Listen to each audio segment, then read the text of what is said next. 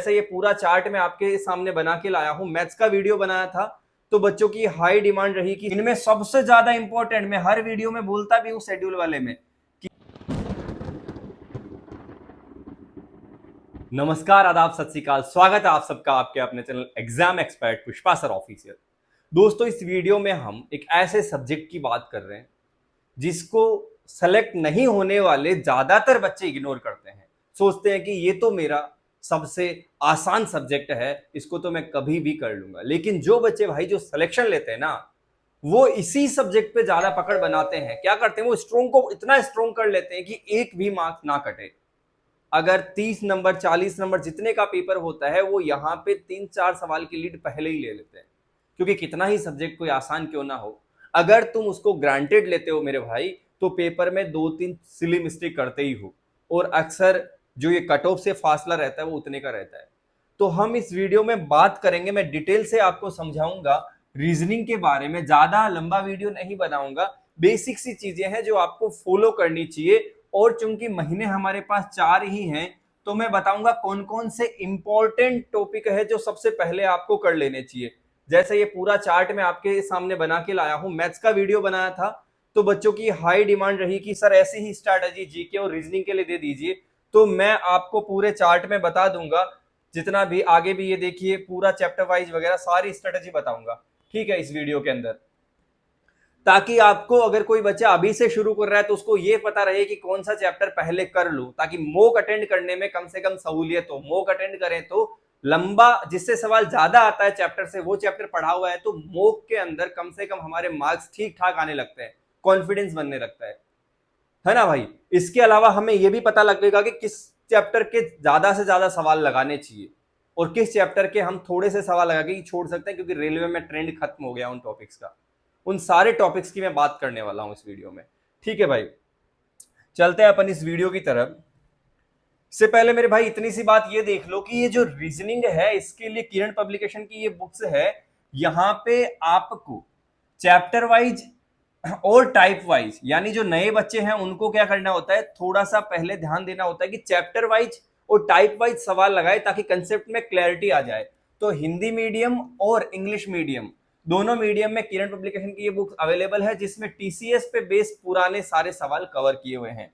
एक बार आपकी पकड़ बनने लगती है प्यारे बच्चे, तो फिर आप ये वाली किताबें देख सकते हो, फिर से इंग्लिश और हिंदी मीडियम में है, जिसमें आपका पीवाईक्यू के डिटेल्ड मॉक विद सॉल्यूशंस हैं।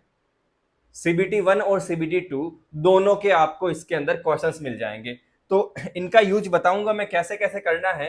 अपन वीडियो की तरफ चलते हैं। सबसे पहले कि जिस बच्चे की तैयारी अच्छी चल रही है, जिसने रीजनिंग में ठीक ठाक पकड़ बना ली है, तो मैं नहीं चाहता कि वो अपना टाइम वेस्ट करे। उनको, आपको ज्यादा जरूरत पड़ेगी नहीं है वीडियो देखने की, है ना।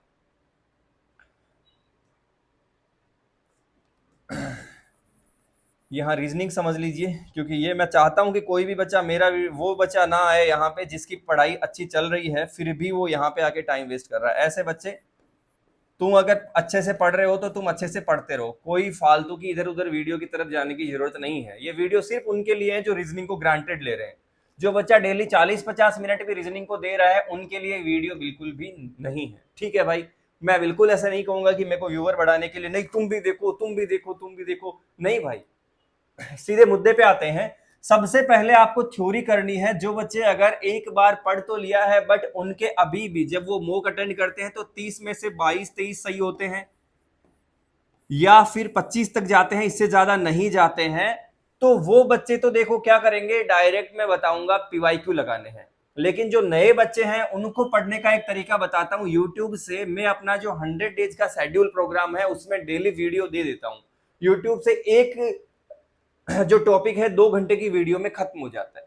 उसके बाद आपको ज्यादा से ज्यादा, अभी जो मैंने पीछे बुक्स भी बताई थी, उनसे आप ज्यादा से ज्यादा क्या करो भाई, प्रैक्टिस करो चैप्टर वाइज और टाइप वाइज। इससे क्या होगा, आपकी उस टॉपिक पे क्लैरिटी बनेगी।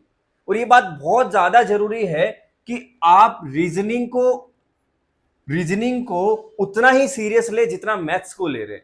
रीजन ये है कि दोनों का मार्क्स डिस्ट्रीब्यूशन बराबर है।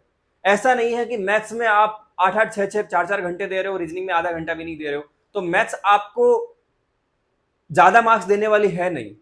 तो भाई रीजनिंग के अंदर समझ लो, ये सारा पैटर्न अगर यहां फॉलो करोगे तो क्या होगा, पेपर में आपका टाइम बचेगा, और टाइम बचेगा तो वो टाइम आप लगा सकते हो मैथ्स में। इसलिए रीजनिंग को भी एक बार सिस्टमेटिक तरीके से पढ़ो। बच्चे क्या कर रहे हैं, रीजनिंग में जल्दी जल्दी बस देख लेते हैं, अच्छा ये ऐसे हो जाएगा, 10 मिनट में समझ के सवालों पे चले जाते हैं। फिर वो एक चीज मिस कर देते हैं कि कोई कोई सवाल क्या होता है ना, ट्रिक से सोल्व हो जाता है। अब बाकी बच्चे उसमें ले रहे हैं 10-12 सेकंड, और वो एक आत्मा है जो 40-50 सेकंड ले रही है। हर एक सवाल में अगर तुम 30-30 सेकंड खराब कर रहे हो तो यकीन मानो 10 से 15 मिनट का फर्क आ जाता है, और उतने टाइम में तुम मैथ्स के 4-5 सवाल और बना सकते हो। इसलिए रीजनिंग के अंदर आप ज्यादा से ज्यादा प्रैक्टिस रीजनिंग में करते हो। अगर आप, मैं कह रहा हूं 1 घंटे भी प्रैक्टिस कर लेते हो ना मैक्सिमम डेली, 1 घंटे भी, यानी पीवाईक्यू जो शिफ्ट है, पुरानी जो शिफ्ट है वो 2 लगा लेते हो। ये देखो, ये जो मैंने लिखा है पीवाईक्यू जो शिफ्ट है, अगर 2 पीवाईक्यू शिफ्ट लगा लेते हो मेरे भाई, तो भी तुम्हारा काम बन जाता है रीजनिंग में, फिर भी तुम अच्छा स्कोर कर पाओगे। अब जल्दी से अपन चलते हैं, कौन कौन से चैप्टर आपको सबसे पहले पढ़ने चाहिए। ये देखो, जो एनालॉजी और सिमिलरिटी है इसके अंदर 10% सवाल आए हुए हैं, और ब्लड रिलेशनशिप के भी 8% सवाल आए हुए हैं। जो किरण पब्लिकेशन की बुक है उसके अंदर ये जिस सीक्वेंस में चैप्टर्स है उसी चैप्टर के बारे में मैं बता रहा हूं। क्यों? क्योंकि मैंने उसी बुक का अच्छे से एनालिसिस करके ये निकाला है। ठीक है भाई, उसमें प्रीवियस ईयर के सारे सवाल दिए हुए हैं लेटेस्ट तक। तो ये देखो, क्लासिफिकेशन जो है इसके अंदर 6% पूछता है, और सिंबल एंड नोटेशंस इससे भी 10% सवाल पूछ रहा है।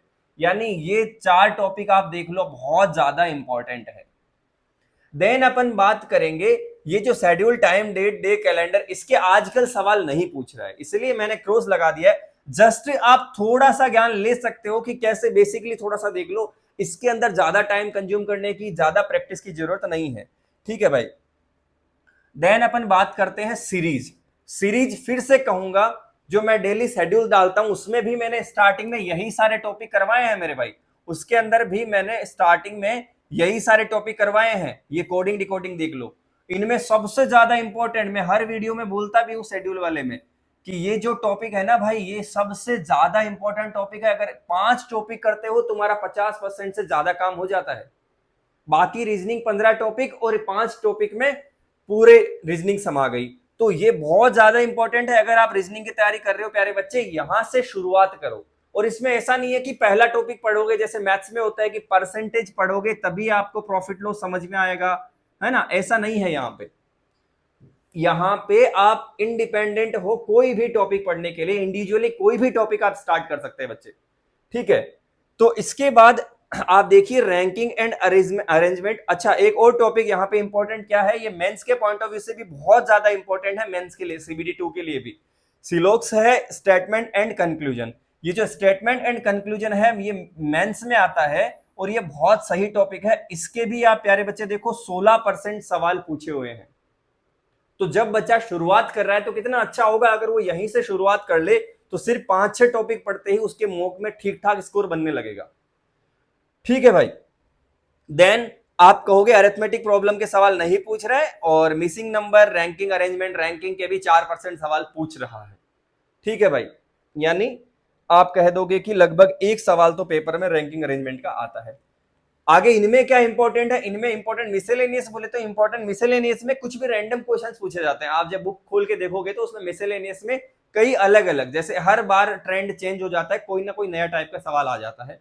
तो वैसे सारे मिला के, नए टाइप के मिला के 10% सवाल होते हैं। यानी आउट ऑफ 30 क्वेश्चन 3 सवाल ऐसे मिलेंगे जो बिल्कुल, उनको हम सेगमेंटाइज नहीं कर सकते, उनको हम किसी भी तरह से क्लासिफाई या बाइफरकेट नहीं कर सकते। 3 सवाल ऐसे रहेंगे 10%। ठीक है भाई।